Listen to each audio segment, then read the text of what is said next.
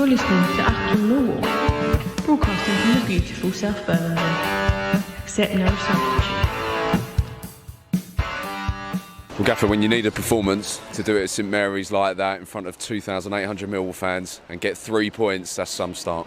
Yeah, let's do the fans first, rather than talk about the group or whatever. Brilliant. They came today to support their team. They came today knowing that they were going to get a Millwall-like performance. So I can't praise them for carrying us through, especially during that second half. Stuck with the boys, believed in us, and the reception they gave me was obviously outstanding, so I thank them for that.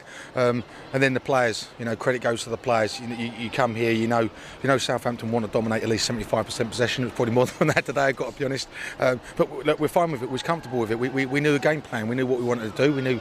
We knew how we could cause a problem as well, and we did. Obviously, when backs to the walls like they were at times, you need to rely on defensive unit and your goalkeeper. And I can't be any prouder of the players.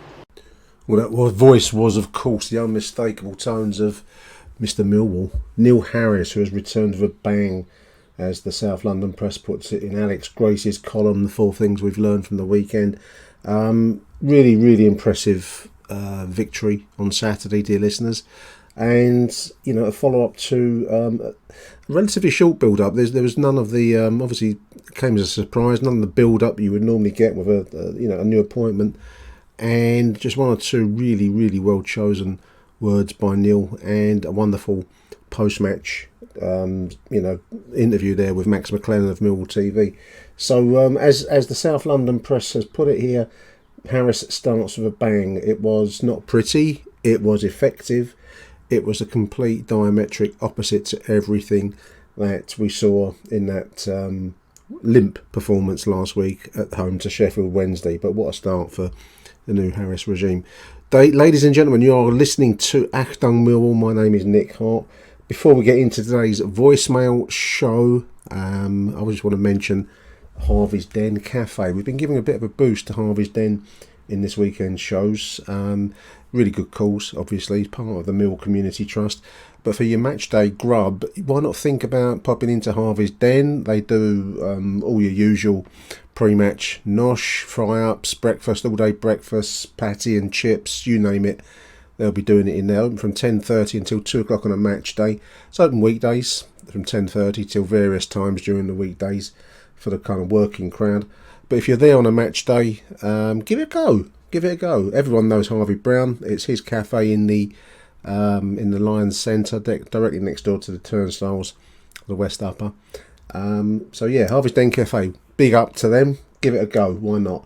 So this is the voicemail show. We did a few voicemails in yesterday's edition, dear listeners. This is the 3rd show generated by the content from Saturday's fantastic win. It's Reasons to be Cheerful. This is part 3, and we're going to start off our show today with John Rankins. Have a listen to John. Nick, hi listeners, John Rankin here, just calling in after that brilliant win down at Southampton. We were there in the away end.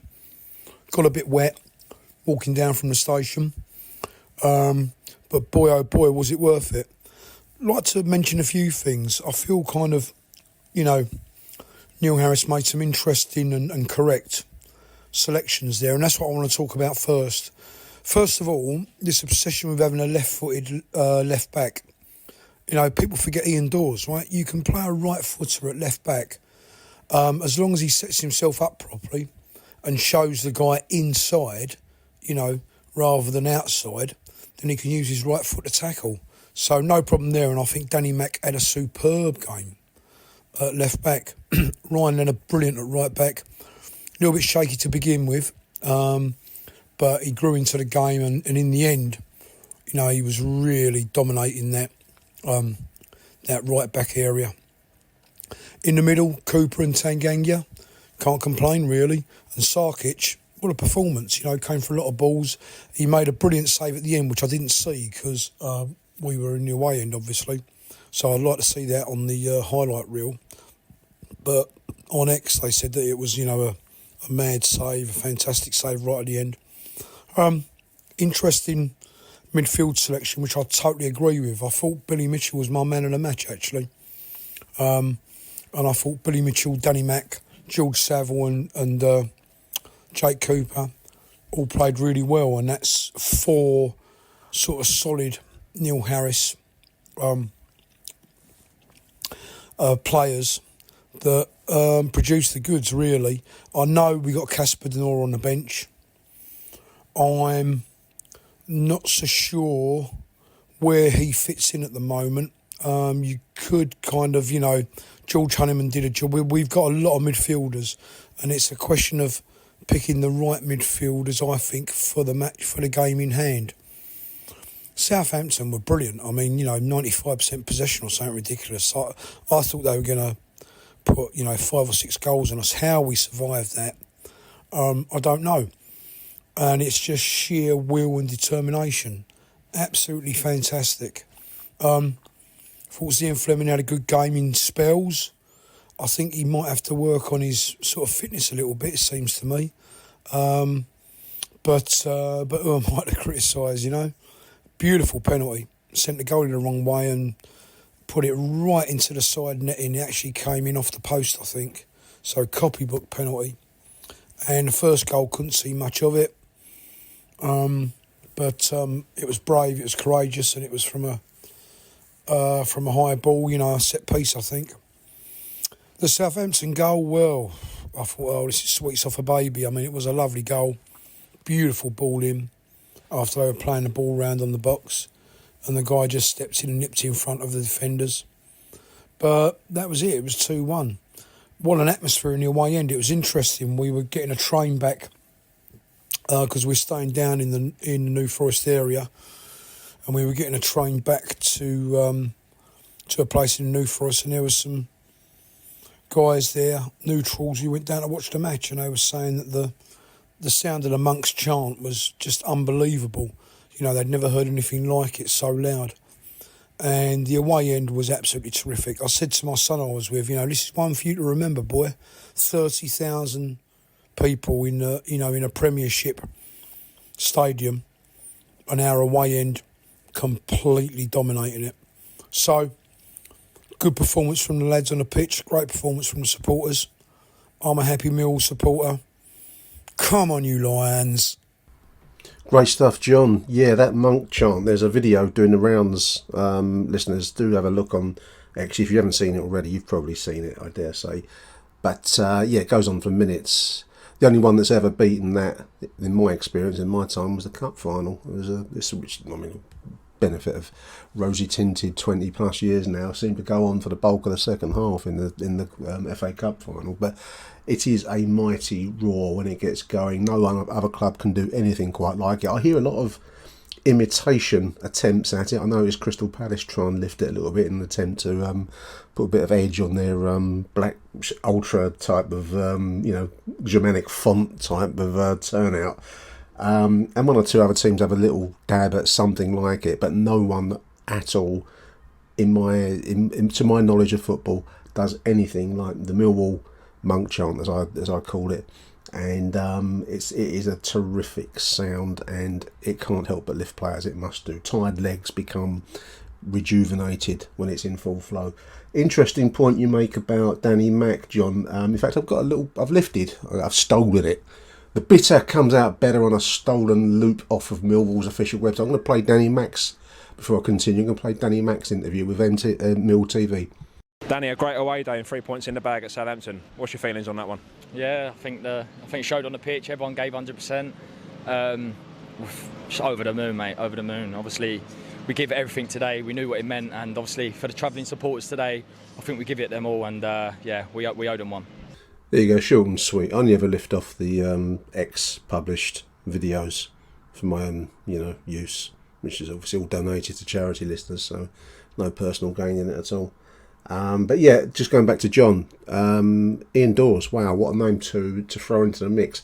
He was indeed a right-footed left-back, and he was one of the best players I've ever seen in a Millwall shirt, part of the classic 1988 promotion and First Division days. Oh no, he wasn't in the promotion side, excuse me, he signed for the First Division, and he did have class. He stayed with us for a few years, Ian. But he was right-footed, and he played on the left. So that's high praise for Danny. I thought he did very well Saturday, Danny Mack, and I think that was reflective in that little clip. It's only a short one off of the Mill site. But well done, Danny. And also, make you right about Sarkic. That was a fantastic late save, game saving, moment by Martia Sarkic. And yeah, I mean, Billy Mitch, the whole team. I thought I've said before, Tanganga's my man of the match. But I wouldn't fight anyone that wanted to name somebody else. Billy Mitch, Ryan Leonard, George Saville. It was grit, proper Millwall grit, and that was so refreshing to see. Just going on to your Casper De Norre comment, John. Yeah, I don't know where he does fit into this. I mean, it's a pity if we don't find a place or can't find a place for him in what is probably going to be a much more direct looking Millwall side, because I've really liked what I've seen from Casper, and he's a good passer of a ball. I really hope we can find a spot for him, but number one is survival, and to survive, clearly, as the lesson of Saturday will show us, grit is required. So yeah, brilliant stuff there by John. So we're going to move along now rapidly. We've got a few to get through today. Let's go for Matt Webb. Hi Nick, Matt Webb here, on the crisp Sunday morning dog walk after what we could say was a dogged performance against a very dominant Southampton. Last week I said I couldn't see Millwall winning another game. That was obviously under the regime of Joe Edwards, and I'm glad I'm always proven wrong. But then what week we've had in the club has been quite a monumentous one, let's just put it like that. That divides opinion. How we set up yesterday, well, we had 4 at the back. It looked like more of a 5 with Obafemi up top on his own. A few more eyebrows were raised with Billy Mitch coming in and Casper De Norre being on the bench. But Harris is going to go to his trusty players that he knows. Obviously I'm a Millwall fan. I'm happy that we won, but I'm also a little bit just slightly on the, well, pissed off. I'll say I'm pissed off, not angry, pissed off maybe, because I just think to myself, yesterday we had a dogged performance, a Millwall-like performance, as the cliche is now becoming, and I just asked myself, I said, where's that been? Like, you see at the end when Saville pushes Harris in front of the team and to make sure that the 2,800 Wall fans appreciate him, and rightly so, deserved it, because our team was organised and marshalled and managed well. But again, I just think, why was you not doing that? Why was it? Okay, so it was a clash of personalities. Is it a clash of ideas? Who knows? We don't know what went behind the back of the scenes. But yeah, I just come out of there with a little bit of a, Jesus Christ, lads, like, you could have been doing this 4 weeks, 5 weeks ago. We wouldn't be in this situation as we're in. But nevertheless, we grind out a result. 20% possession and win. That must be some kind of a stat to be in the record books, maybe. Couple of mentions on individual players. Tanganga, best performance in a Millwall shirt, 100%. That's the Japhet Tanganga that we probably all were expecting. And it's taken a few games, granted. As we all keep saying, he needs to play to get match fit, but yesterday he showed his class. He was excellent yesterday. A few people around me were whining and moaning about Obafemi. Now, when you're playing one up front in a 5, in the first half against a Southampton team that are going to take 80% possession, you ain't going to get much luck. However, the only one thing that Obafemi did, and it was a crucial thing, was to get that penalty. So, I don't think he did too bad, to be honest with you, in that first half, and then he got hooked. Because he did, as I say, he got that penalty, which is really good. And my final mention, and it is, I'm so pleased to say, is the goalkeepers union here, Matty Sarkic. I thought that second half save was one of the best saves you'll see all season. And I'm hoping there's some other people on this pod and listeners who actually appreciate that. Actually, someone come up to me afterwards and said to me, what do you make of him? What do you make of him? And I've said my same answer. Right, I said he's good. He's very good. Give him a couple of more years, it'll be even better. But yesterday was an absolute great save against, was it Armstrong? I think it was, that free-headed down, bottom right. Great save. And not only is it a great save to get down, but to parry it away from danger. So, absolute credit to Matty Sarkic on that occasion. It was nice to see so many fans travel, and you know, it really was pleasing to see a good crowd. Let's keep it up, and let's just see what we can do in the next 12 more games left. We go to Watford at home on Saturday. I'm actually gutted because I can't make it, really gutted. But all I'm just going to say is, yes, great result yesterday. Yes, the performance was resolute and dogged. But let's not just get carried away just yet, okay? We've still got a lot more to do. You know, the results did not go our favour yesterday. You know, a great result away at St Mary's, and we're still 1 point off the drop. Lo and behold, Stoke are now in there. But yeah, let's take one game at a time, and let's see what happens in the next few weeks. But all in all, a positive day, positive result. 12 to go. Come on, you lines. Top stuff, Matt. Yeah, I mean, the togetherness thing links, I suppose, in with where's the spirit been for some weeks. Probably the best time to be having that inquest, the post-mortem on the season, is once it's all over and done with. Let's hope we survive. It's still not a done deal. It's a great start on Saturday, but I think Neil Harris in the South London Press, they make the point that you've got to take that forward to play Watford next Saturday at home at the Den and get a result, because if you don't do that, then Saturday was all for nothing. Yeah, I mean, I don't know. Who knows what lies behind it? I'm still struck by the fact that under Joe Edwards, we did get a few results. You know, the sequence of 3 wins, QPR at home, wasn't it? And then a couple of wins after that. And then it all seemed to disappear down the Swanee River, or down the Thames River, in our case. So what happened behind the scenes, who knows? Maybe we'll never find out, I don't know. But I think for the time being, at least, it's togetherness. It's going to... That unity, that essential Mill unity between the terraces and the team that we saw on Saturday, that's what's going to keep us in the Championship. And staying in the Championship is a really, really crucial thing this season, listeners. We've said it a few times on this show.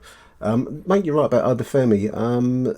Difficult to be a lone striker. Must be a lonely old role, and you've got to just keep running off them for no great impact. But that was a great turn and shot that drew the penalty to put us back in front. I must admit, when Southampton equalised, I can't be the only one listening to these shows that thought, here we go, here comes the floodgates. We're going to open, but it didn't. We got in front. We stayed in front. Fantastic win. So a big thank you to Matt Webb there for his thoughts. We're going to listen to the next Matt in his new voice, Matt. I don't know what your surname is, Matt. Just got Matt. So listen to Matt.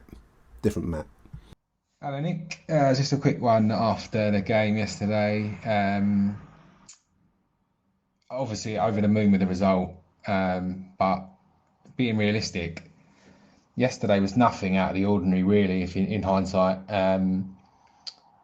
All we did was play players in position, and I struggle to understand why Joe couldn't see this, to be honest. All Harris has done is play players to their strengths. Flooded the midfield, protected the back line. All of a sudden, Tanganga, who I'd written off, looks outstanding. And I'd written him off. I thought he was shit. Cooper's confidence will return. Probably could have done better with a cross for the goal. Maybe I'm being a bit harsh, but his confidence will return. And I think in the same vein, maybe we're judging Wes Harding a bit harshly. Maybe there is a player in there. The players defensively look shot to bits with no protection in midfield. So really, all Harris has done is just basic stuff. It's just played players in position. It's circle pegs and circle holes, isn't it? And really, we were crying out for that against Sheffield Wednesday, and crying out for it for a few months on that terrible run under Joe. Absolutely no hard feelings for Joe, to be honest. What he was trying to do, I think, was actually quite brave to try and do it here. and I completely admire what he was trying to do, but also a little bit naive to try and do it before he'd had a few transfer windows and to try and make some of these players change their style, and just epitomises it yesterday, where all of a sudden we look confident, we look strong, we know we know what the game plan is, and players know what they're supposed to be doing, and we're playing to their strengths. And it's a shame Joe couldn't see that, to be honest, but he'll learn. I do wish him all the best. Yeah, so I mean, I'm positive. It sounds like I'm being really negative, but I'm actually really positive about the result. Of course, just fantastic to get 3 points, although everybody around us won. I expected to be in the bottom three, to be honest. But yeah, so I walked out of Sheffield Wednesday. I thought, I'm not going to this anymore. I thought the writing was on the wall. I'll be back next season. We'll probably rebuild under Joe. But I think I've got to change my mind here. So I better go and tell the missus I won't be being dragged around Blue Water for a few months yet. And I'll see you all at Watford. All the best, Nick. Cheers. Cheers, Matt. Well, Blue Water's loss is Millwall's gain, mate. That's all I'm going to say to you. Yeah, I think we've probably all been through that moral dilemma these past 7 days. It's just been a memorable week in Mill history. We do drama very well, listeners, don't we? We are like a real life living soap opera, really. To reach the pits of despair home to Ipswich and then follow it up with an even worse show against Sheffield. Sack one of the more promising coaches in the game in Joe Edwards, who I think will regard his Millwall stint as, it sounds a bit sarky when you say it, but he will regard it as a learning experience. I think you're probably right, Matt, in terms of trying to change too much too quickly halfway through a season. Wasn't cut and dried. I mean, when Joe took us over, I think probably we all thought we weren't looking downwards. But as we've seen, a run of terrible results has put us into dire straits. And unfortunately, the idealism of Joe has had to go out the window. Where Neil Harris sits in any kind of long-term plan, I don't know. I don't know even the club knows, in truth. I'm hoping that some of the things that he said about developing himself as a coach whilst he's been away, some of that will come true. I'd love for Neil Harris, Mr. Millwall, at the end of the day, isn't he? I'd love for him to be a success at our club, because I can't think of a better combination. I can't really picture him managing anywhere else. He's a bit like Steve Morrison, the way that the Den was Neil Harris's theatre. It remains his theatre. It's going to be interesting to see what kind of tactics we take at home versus Watford. Obviously, yesterday was the archetypal away performance. Saturday was the archetypal away performance at Southampton. Number one priority is get a result versus Watford. That might require some ugly football at home, but we'll see. Back to basics, as you say, Matt. Yeah, play players in position, give them simple tactics, and don't ask them to play out the back like we're Johan Cruyff's Ajax 1974. That seems to be what it takes. Big thank you, Matt. We're going to have run Vince Lee, and then we'll listen to Adam Wick straight after Vince. Let's run two together now. Hello Nick, Vinny Block 2. We're just sharing our thoughts from the car, just after watching some police horses chasing Millwall through a park in Southampton. All I can say is we've got our Millwall back. What a game. What an atmosphere. Fair play to Neil Harris. The players played for him, which is something we haven't seen for a little while now. I can't really pick out a man of the match. Leonard was superb, Danny Mack was superb, Mitchell done some dirty work in the middle, and what a save by Sarkic, just amazing. On to Birmingham on Saturday. Come you Lions. Morning Nick, just Adam Wicks here, just leaving a quick voice note after yesterday's fantastic 2-1 win at Southampton. Gotta say, really enjoyed the taste of Russell Martin's salty tears after that performance. What an absolute, honestly. As someone I've got very little time for at all. Arrogant, entitled, everything that we sort of dislike. So very pleased things turned out the way they did. Listen, what can you say? It was a great day out, great away end. Fans turned up for Harris, team turned up for the fans. Players got stuck in, players that haven't really played that much. Billy Mitchell did really well. Danny Mack playing at left back I thought was, very solid there.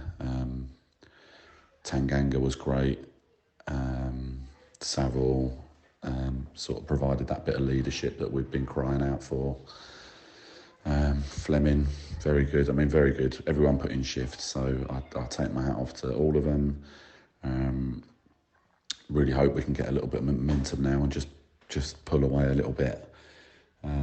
Couple of big games coming up, but I'm feeling a lot more confident that we're gonna do what we need to do to make sure we're in the Championship next season. And that's all we can ask, isn't it? Really, after what's gone on, I think I'm just going to focus on trying to enjoy the football between now and the end of the season, and hopefully get a few more results like that.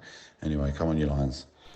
Cheers, Vinny, and cheers, Adam. Yeah, the Russell Martin thing's been that's been like putting vinegar and salt on your chips, listeners, isn't it? You know, essential. It's not enough to win. You also have to get under the skin of the opponents and provoke kind of distraught, nervous breakdowns online. There's a great post from a Southampton fan saying how this droning noise went on and on and on and on, and it really got on his nerves. And there's another one where I think it's a vlogger vlogging on the side stand, doing similar things. I think he's put his fingers in his ears trying to block out the noise. It's also patsy. It's one of those moments. You know, I know we get some problems at the den. I know sometimes we're our own worst enemies, and sometimes you think, like recently we've been through a pretty low point this season, and for a while before that. But the days like that where you just think, if there is a God, I'm not convinced there is, but if there is one, you just thank that deity for making you a Millwall fan, because the Russell Martin meltdown. He didn't shake hands with Marty Sarkic at the end of the game because he's so pissed off, and then you get the kind of silly defenders from Southampton saying he tried to high five him or something like that. I don't know what it's all about. He just had the arse, and I think that's just wonderful. That is this cliche. We've got our Millwall back. Well, in those moments, yes, we really do have our Millwall back. And I hope the Millwall fans that got chased by the police horses, evaded capture. Anyway, let's move along now. Let's do another two together. We're going to go with Mark Willoughby, and then we'll have Glyn Horner. Hello, Nick. Mark Willoughby here. I've had a fantastic evening. I've been out with friends, but all I could actually really think about was the fact that we've beaten Southampton away. Before today, I've seen one win in 14 for Millwall, a couple of away trips in that, and quite frankly, I thought we'd never win again. I was there the last time that we beat Southampton at their place in August 1989, when Cash scored a late winner. Today I was not there, but I felt as good as I did that day. By the way, that was the last time we won away in the top flight. I think that Joe Edwards was a good man who spoke a good game, but was badly let down by the players. And the same players that lost 2-0 at home last week to a side that we beat 4-0 away a few months ago were able to win against promotion hopefuls away today. That says everything really. They should be ashamed of themselves. They've caused a good man to be sacked. Unfortunately for him, that's all in the past now. But thanks, Joe Edwards, for trying your best. Neil Harris is an inspired choice to lead us forward. There's some people that think that it's a backward step. I don't agree. Who do we think we are would be my reaction to that. Unless James Berylson puts in a ton of money or we get a different owner, this is our station in life.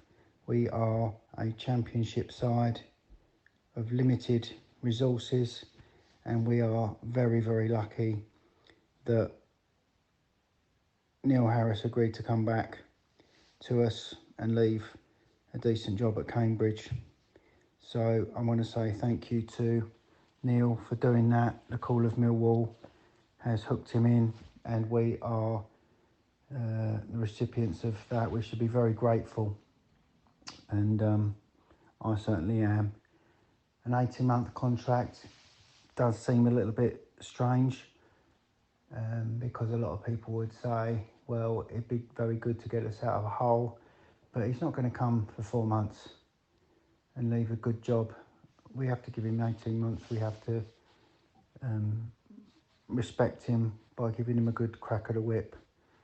So don't know what's in store for us, but I've enjoyed tonight because of what he's given us today, and let's hope that he can do great things in the next few games and keep us up, and we go from there. Come on, you Lions. Hi Nick, Glenn here, and yeah, what a relief to be calling you after that performance yesterday at Southampton. If I could sum that whole performance up in one word, it would just be grit. I mean, everyone threw their body on the line, put their heads where it hurts, and showed full commitment to the club and to each other. Most importantly, that togetherness was so apparent yesterday, and I think it probably was always there. It's just that confidence was low and heads would drop, but the players obviously, I think in the main, do get on with each other and respect each other. I want to make a few mentions. I think I mentioned last week, I thought Japhet Tanganga had the best game in a Millwall shirt last week. He went one better this week because he put in that level of performance and he showed real commitment. He got hurt, he threw his body on the line, he blocked shots, he scored a goal. Without a doubt, if that guy can maintain that level of commitment and level of performance between now and the end of the season, I'd be hoping we sign him, because that's terrific performance there. And there's a player with a huge future ahead of him when you consider just how young he is, actually. The other thing is, I think we've seen attempts by people like, well, especially Fleming actually, to try and take on a leadership role, because I think this is an indication of the maturing of the player, actually, because I think when he came here, he was the Billy Big Boots when he was coming here with all the talent and all the skill, and that when he started to get sniffed around by the Premier League clubs, you could tell he was maybe sort of thinking about his own personal situation above the team. And of course, once the team started failing to perform, his lack of performance was starting to sort of stand out like a sore thumb. And more recently, I think we've seen Fleming come to terms with the fact that, actually, he has a role of leadership to play within this squad. A lot of players do look up to him, a lot of fans do look up to him, and if he wants to sort of be the great player that he can be, then one of the skills he's going to have to add to all that excellent talent is leadership. And I thought in the last 2-3 games, he has been really attempting to do that. And I thought yesterday he led from the front. And I noticed that Harris went over and gave him, some special attention towards the end. It was well deserved. Zian, if you hear this, carry on, mate, because every team needs more than one skipper on the pitch. You need leaders throughout the spine of the team, and you can be that player. Really happy with Mateusz Sarkic to pull off that really vital, important save towards the end. I still think his kicking needs to be worked on. For a player who's meant to be a great sort of passer of the ball, too many times, at least once or twice a game, we'll see him kick the ball straight out of play, and that's not really acceptable if that's the main reason you're in the team. Also, in the air, I'm a bit old-fashioned. When my two favourite goalkeepers when I was a kid were Neville Southall and Brian Horn. And, when you watch those guys, if they pulled off a save, they held on to the ball. Even if it was a full stretch, full length diving save, they held on to the ball. And I think there's a place in the game for that. We don't have to keep patting the ball away because it's going to be hard to get to. And I think that's the level of commitment we need to see from Sarkic. Bit of bravery, a bit of courage, because he's got the talent. So let's hope we'll see that improvement from him. And then I just thought, finally, I didn't say this before the game, I had a funny feeling Ryan Longman was going to be a Neil Harris type player. He reminds me in some ways of the likes of Danny Schofield, sort of ethereal, talented, lightweight, maybe a bit unfair, but that kind of player who drifts up and down the side and can contribute to goals, but has that little bit of magic quality. And I think Longman actually probably does have that in his locker. Actually, the thing with Longman is that he's got some nice step overs and tricks and things. all too often when he gets up the far end of the pitch, he suddenly looks up and then you can see the panic in his eyes when he tries to work out, right, I've got it, and now what do I do with the ball? And maybe an attacking coach like Harris is the right person to sort of give him the right coaching and the right training that he needs, so that once he gets into those dangerous areas, he's hurting the opposition.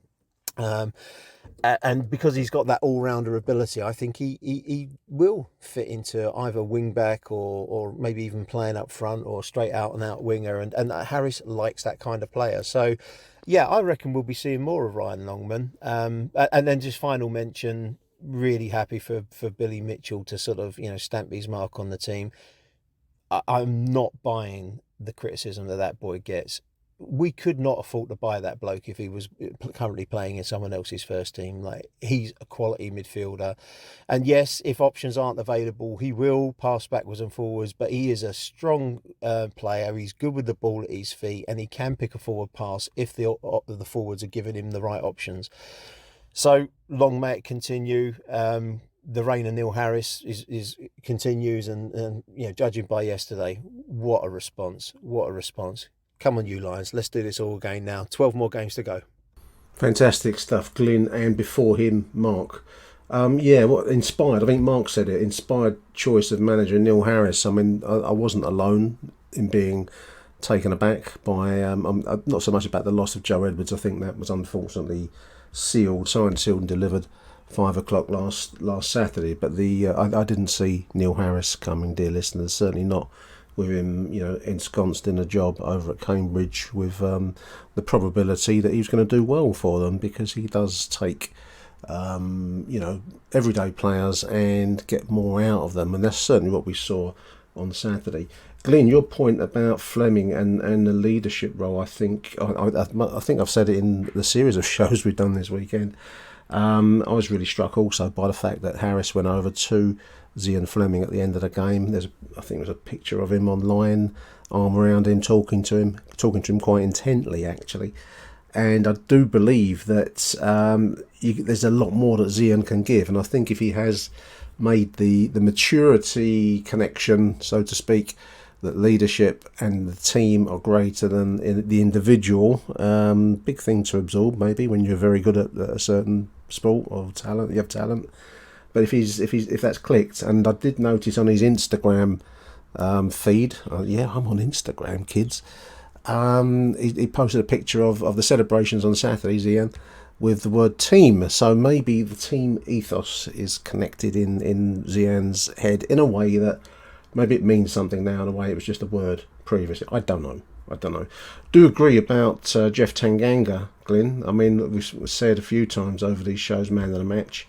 But it was a real physical display, a warrior. It's a cliche you read a lot in this social media driven world that we live in nowadays.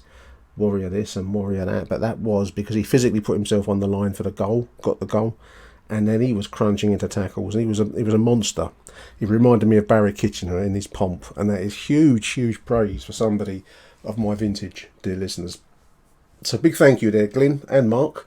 And we're going to close the show now with our last one today. This series of three editions. I'm going to be doing this as a full-time job soon, listeners. David Liederkram. Let's roll out with David. And big thank you to everyone that's contributed. Hi, Nick. David Liederkramer here. I usually don't send any message to you when I've not actually seen all the game. And certainly I wasn't at Southampton today. But I was so stunned by the performance and the result that I thought I ought to send something after last week's absolute shambles. Well, what a 7 days for Millwall. Last week, I think like all of us, I was in the depths of despair and couldn't see anything other than an absolute thrashing by Southampton. And then, of course, Harris comes in. I actually think I think it's a good appointment. Not because I think Harris is a great tactician, but just we need to get our club back, and he is, without question, the best person around to do that. What happens at the end of the season, if we stay up, remains to be seen. But even so, I think it was the only appointment we could make. Anyway, back to yesterday. I've seen the extended highlights, and clearly we just did a job, no question about it. blunted them, got the odd bit of good fortune, but it looked to me as if we were pretty secure in the second half. Special mention for Tanganga, I think, who looked pretty good as well against Sheffield Wednesday last week. Actually, I thought he played quite well, and today had a terrific game at both ends of the park. And then finally that save by Sarkic, which I thought was really top draw.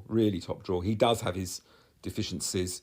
He can be very insecure at crosses. He does make the odd mistake, but when you pull out a world-class save like that, and it really was a fantastic save to save us 2 points, then you've got to take your hat off to him. Like us all, I'm buzzing. It's a great feeling at long last not to wake up and feel thoroughly depressed by your team. And that amazing stat, which is the first time we've won having conceded a goal all season, which shows you, I think, exactly how we've been doing up until now. Anyway, up the Lions and on to Watford next week. Absolutely, David. Cheers, mate. Yeah, it's a strange thing, football, isn't it? It reminds me of, I've never been an alcoholic, but they do say one of the big moments is when you stop drinking and you don't wake up feeling like shit the next morning.